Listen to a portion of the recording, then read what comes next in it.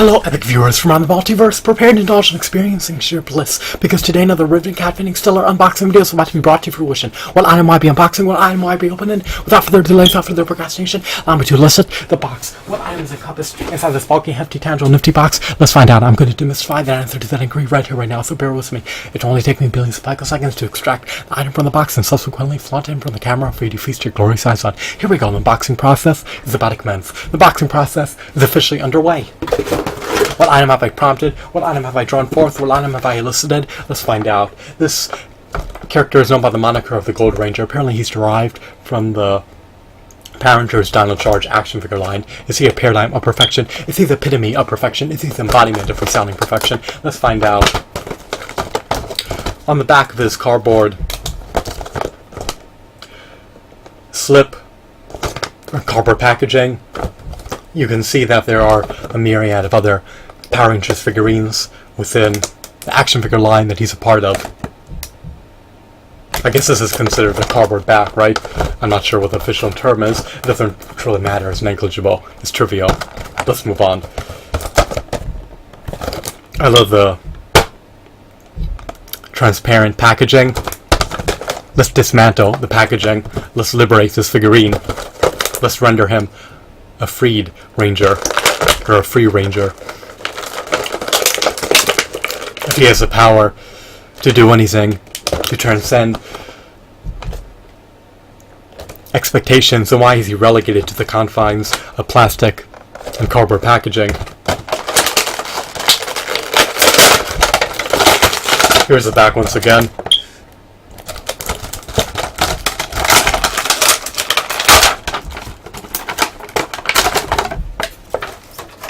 He's not bound to the plastic tray or plastic shell by any twist ties.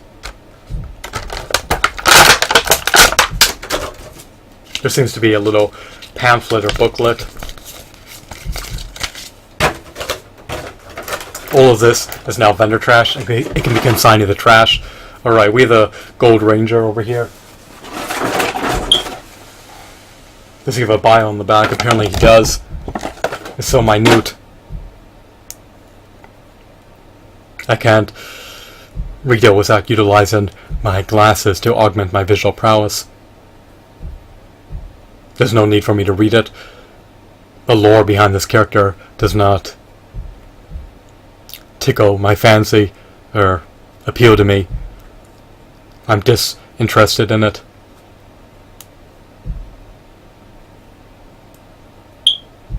Alrighty, here's the figurine. Are you disinterested in this figurine, or does this figurine eminently appease you? That's contingent upon your own niche interests. They may be disparate from mine, or they may be akin to mine. Am I fond of the Power Rangers series? It's been nearly 2 decades since I witnessed it. Does the series have nostalgic value? From my perspective, no it doesn't. I barely watched it when I was younger.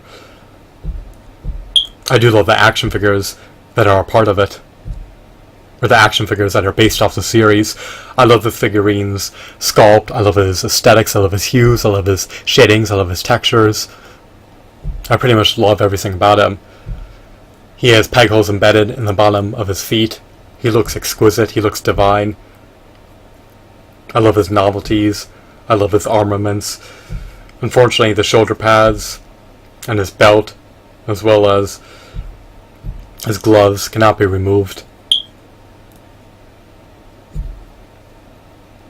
His sword, however, can be removed. At your own discretion, I'm going to desist from removing it. He'll just perpetually wield it. He's not going to be unarmed.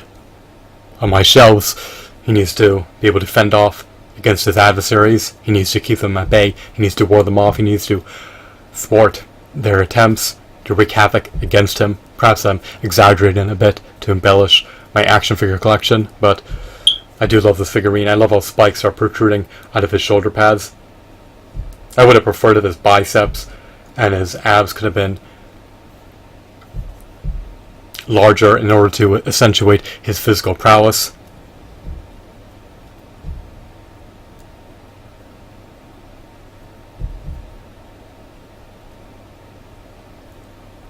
I love his muscle tones.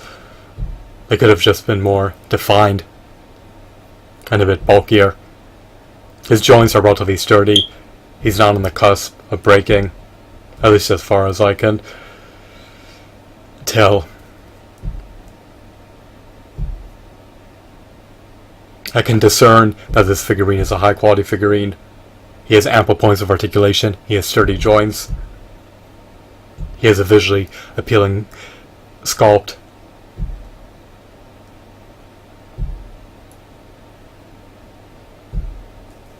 His intrinsic value is unprecedented. If you're an avid devout Power Rangers fan, if you detest and disdain the Power Rangers series, then perhaps you wouldn't deem his intrinsic value to be very valuable from your perspective.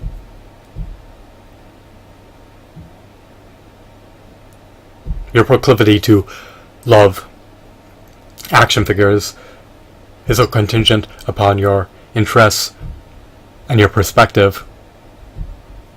Perhaps this figurine resonates well with you.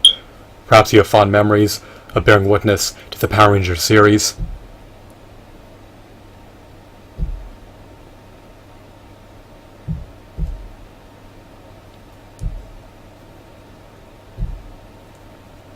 If witnessing the Power Rangers series does not appease you, then this figurine is apt to not appease you either.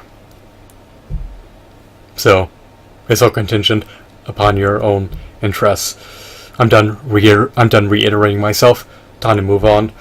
He has articulation in the knee joints. He has articulation in the elbow joints. He can rotate his forearms. He can move his arms outwards and inwards at your own discretion. His legs can be moved outwards and inwards. He has joints connected to his pelvis. He has joints embedded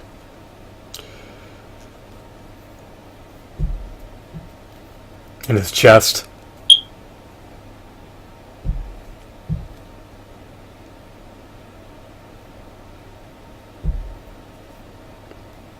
That enable him to articulate his arms. He lacks a diaphragm joint. His head is not relegated to a disc joint.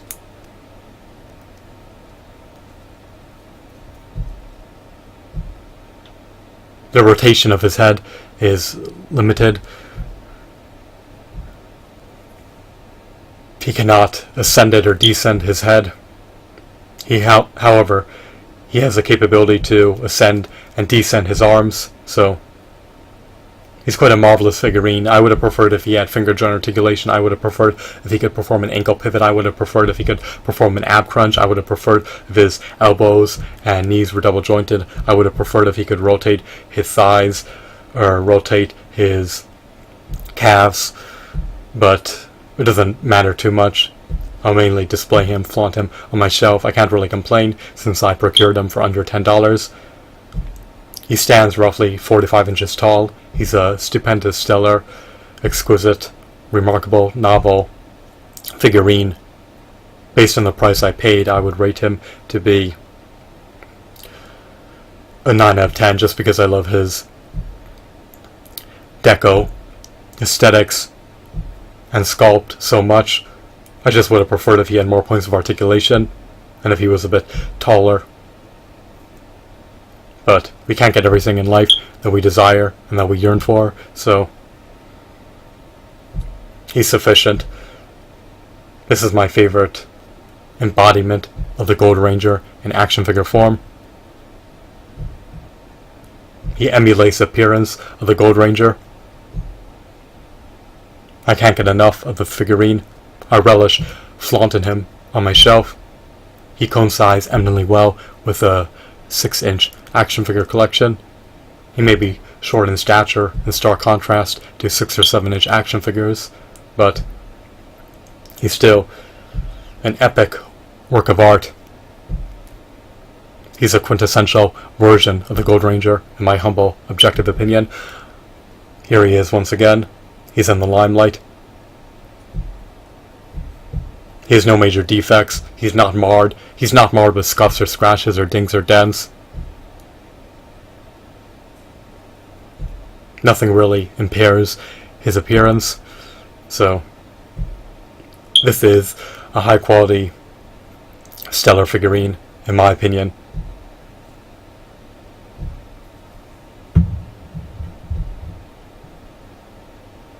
I hope that more corporations can follow in Bandai's footsteps by churning out high quality figurines that have ample points of articulation and that have high quality sculpts. I also love his shadings.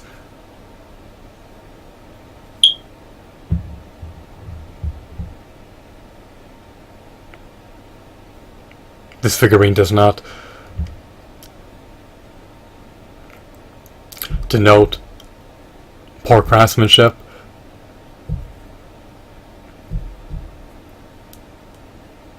This figurine was not botched.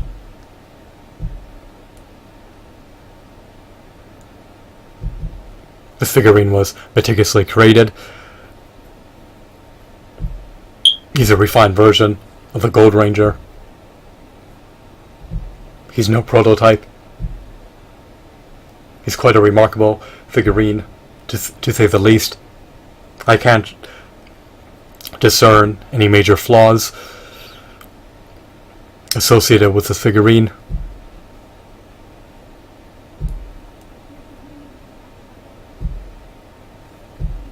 He's quite intriguing. I hope that you found this video to be enthralling and insightful. Have a wonderful, marvelous day. Goodbye.